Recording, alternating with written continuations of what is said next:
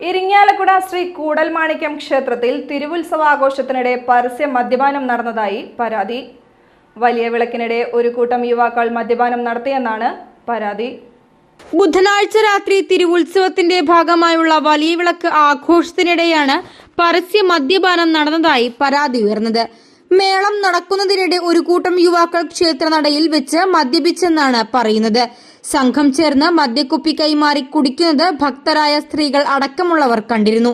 ഇത് ചോദ്യം ചെയ്യുന്നതിനിടെ ചിലർ ഇതിന്റെ ദൃശ്യങ്ങൾ മൊബൈൽ ഫോണിൽ പകർത്തുകയും ചെയ്തു. ഇതോടെ ഇവർ സ്ത്രീകളെയും കുട്ടികളെയും ഭീഷണിപ്പെടുത്തിയതായും പരാതിയുണ്ട്. ഇതിനിടെ യുവാക്കൾ ക്ഷേത്രനടയിൽ മദ്യപിക്കുന്നതായ ദൃശ്യങ്ങൾ സാമൂഹ്യ മാധ്യമങ്ങളിൽ പ്രചരിച്ചിരിക്കുകയാണ്.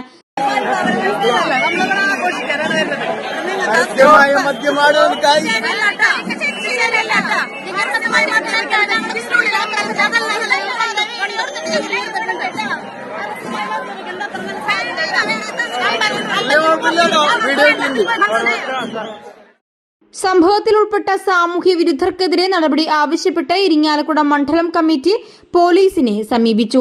BJP ഇരിങ്ങാലക്കുട മണ്ഡലം പ്രസിഡന്റ് ആർച്ച അനീഷ്, ജില്ലാ സെക്രട്ടറി അഖിലാഷ് വിശ്വനാഥൻ, പൊർത്തുശ്ശേരി മേഖലാ പ്രസിഡന്റ് സൂരജ് കടുങ്ങാടൻ എന്നിവർ ഇരിങ്ങാലക്കുട SHOക്ക് നേരിട്ട് പരാതി കൈമാറി.